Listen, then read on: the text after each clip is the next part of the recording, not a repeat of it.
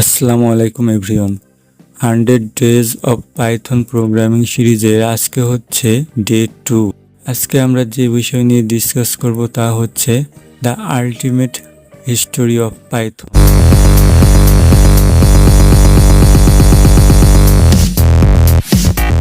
Python programming ল্যাঙ্গুয়েজটি 1980 এর দশকের শেষের দিকে নেদারল্যান্ডসের সেন্ট্রাম উইস্কুন্ডে অ্যান্ড ইনফরমেটিকা সংক্ষেপে CWI-তে গুইডো ভ্যান রসম দ্বারা ধারণা করা হয়েছিল।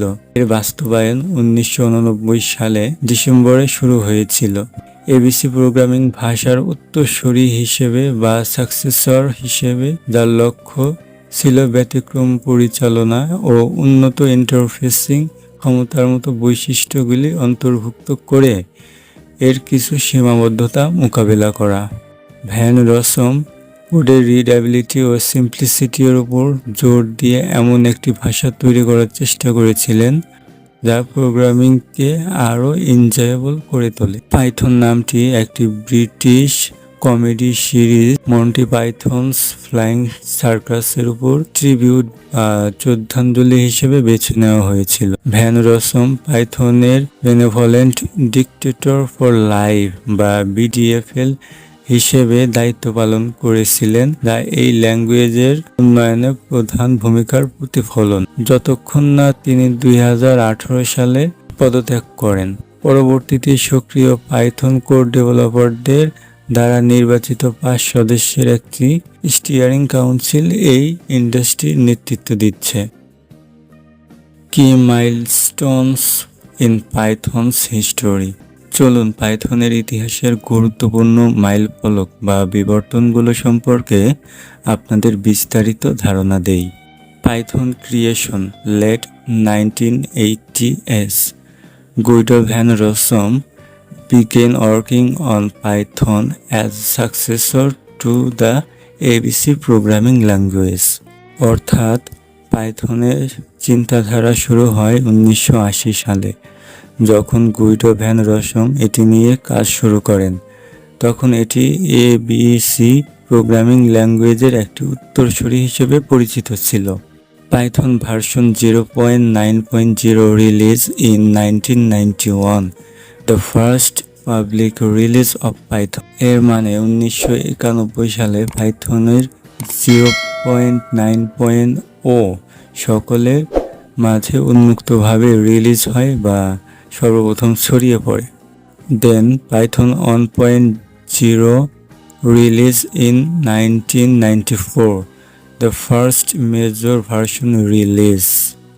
অর্থাৎ 1994 সালে পাইথন 1.0 রিলিজ হয়, যেটি একটি মেজর ভার্সন অফ পাইথন।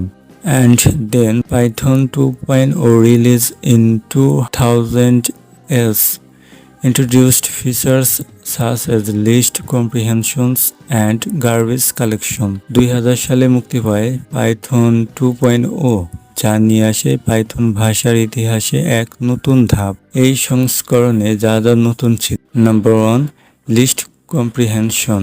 এখন সহজেই এক লাইনে লিস্ট করা যায়, যেমন অপ্রয়োজনীয় মেমরি স্বয়ংক্রিয়ভাবে পরিষ্কার করে ফেলার সুযোগ যোগ করা হয়। 10, PEP Python enhancement proposal.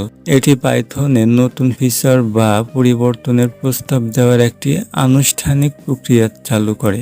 Then Python 3.0 release in 2008, a significant and intentionally backward incompatible revision aiming to fix design flaws and improve the language consistency. এখানে 2008 সালে মুক্তি পায় পাইথন 3.0, যেটিকে বলা হয় পাইথন 300 বা পাই3K। এটি ছিল একটি বড় ও সচেতনভাবে ব্যাকওয়ার্ড বা ইনকম্প্যাটিবল আপডেট। এর মূল লক্ষ্য ছিল নাম্বার 1, পূর্বের ডিজাইন সমস্যাগুলো সমাধান করা। দেন 2, কোড লেখার নিয়মকে আরও পরিষ্কার ও একঘরফা বানানো। দেন 3, ইউনিকোড সাপোর্ট এবং স্ট্রিং। দেন 4, প্রিন্ট স্টেটমেন্টকে ফাংশনে রূপান্তর করা, যেমন পূর্বে প্রিন্টের পর ডাবল কোটেশনের মধ্যে শুধু হ্যালো ব্যবহৃত হতো, কিন্তু এখানে প্যারেন্থেসিস ব্যবহার হতো না। এই সিস্টেমকে একটু উন্নত করে প্রিন্ট ডাবল কোটেশনের মাঝখানে হ্যালো বসিয়ে তার দুই প্রান্তে প্যারেন্থেসিস বসানো বা প্রথম বন্ধনী বসানোর প্রক্রিয়া চালু হয়। শক্তিশালী করা, এই স্টেটমেন্টকে ফাংশন রূপান্তর করা বলে। আবার এই সংস্করণ কিছু পুরনো কোড ভেঙে ফেললেও ভবিষ্যতের জন্য পাইথনকে করে তোলে আরও শক্তিশালী ও উন্নত। Then the end of Python 2 in 2020. Python 2.7.18 was the final release of the Python 2 series, marking the official end of its support. দীর্ঘ 20 বছরের সফরের পর অবশেষে পাইথন 2 এর যাত্রা শেষ হয়। 2020 সালের এপ্রিল মাসে মুক্তি পায় পাইথন 2.7.18, যা ছিল পাইথন 2 সিরিজের চূড়ান্ত এবং শেষ রিলিজ। এটি দিয়েই শেষ হয় পাইথন 2 এর অফিসিয়াল সাপোর্ট। এরপর থেকে আর কোনো আপডেট বা বাগ ফিক্স আসবে না, নতুন ফিচার যোগ হবে না। সবাইকে পাইথন 3 এ মাইগ্রেট করার পরামর্শও দেওয়া হয়। Annual release cycle from Python 3.9 onwards. Following PEP 602, Python adopted an annual release cycle for new feature versions. Example, Python 3.9 in 2020, then Python 3.10 in 2021, and so on. PEP 602 অনুযায়ী Python 3.9 2020 সাল থেকে শুরু করে Python এখন প্রতি বছর নতুন ভার্সন রিলিজ করে।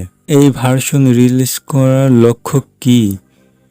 নাম্বার 1, নিয়মিত আপডেট। নাম্বার 2, ব্যবহারকারীদের জন্য পূর্বানুমানযোগ্য রিলিজ শিডিউল।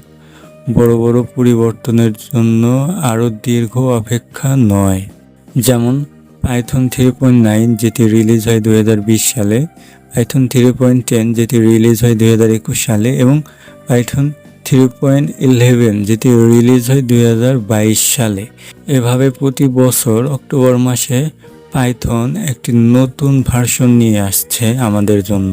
আর এই অ্যানুয়াল রিলিজ সাইকেল পাইথন কমিউনিটির জন্য এনেছে আরও স্পষ্টতা ও ধারাবাহিকতা। And then recent feature releases. Python 3.11 released in 2022 focused on performance improvements and enhanced error messages. Python 3.12 released in 2023 continued optimizations and introduced new features like type parameter syntax.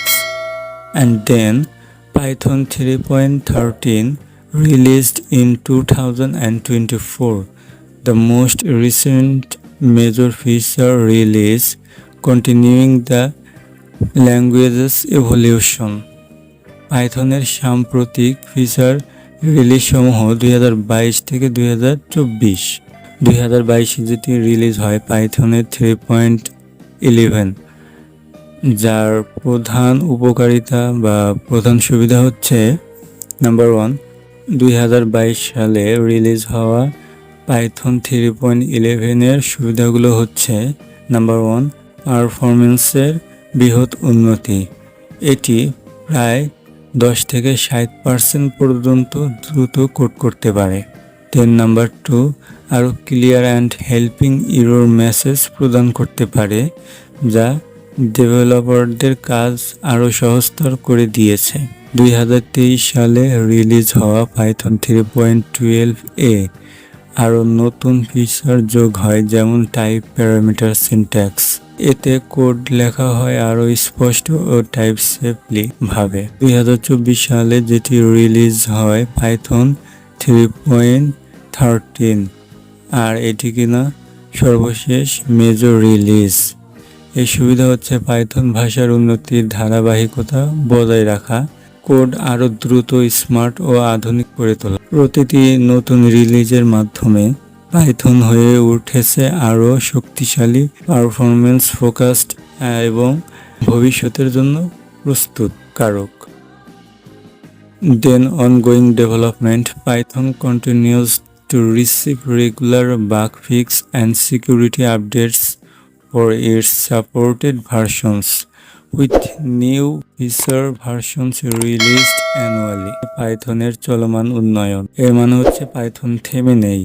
আজও নিয়মিত bug fix এবং security update পাচ্ছে পাইথনের প্রতিটি supported version. প্রতি বছর মুক্তি পাচ্ছে একটি করে নতুন ফিচার ভার্সন। এই নিয়মিত আপডেটের মাধ্যমে পাইথন রাখছে নিজেকে নিরাপদ, দ্রুত ও আধুনিক। তাই পাইথন শেখা মানেই ভবিষ্যতের জন্য তৈরি হওয়া। তো এই পর্যন্তই ছিল পাইথন প্রোগ্রামিং ল্যাঙ্গুয়েজের মূল হিস্টোরি। আজকের ভিডিওটি এই পর্যন্তই। পরবর্তী ভিডিও দেখার আমন্ত্রণ রইল। আর এই ভিডিওতে কমপক্ষে 100টি লাইক পড়লে আমি নতুন ভিডিও তৈরি করতে আরো উৎসাহিত হব। ভিডিওটি সম্পর্কে কোনো মতামত থাকলে অবশ্যই কমেন্টে জানাবেন আর চ্যানেলটি সাবস্ক্রাইব করতে ভুলবেন না।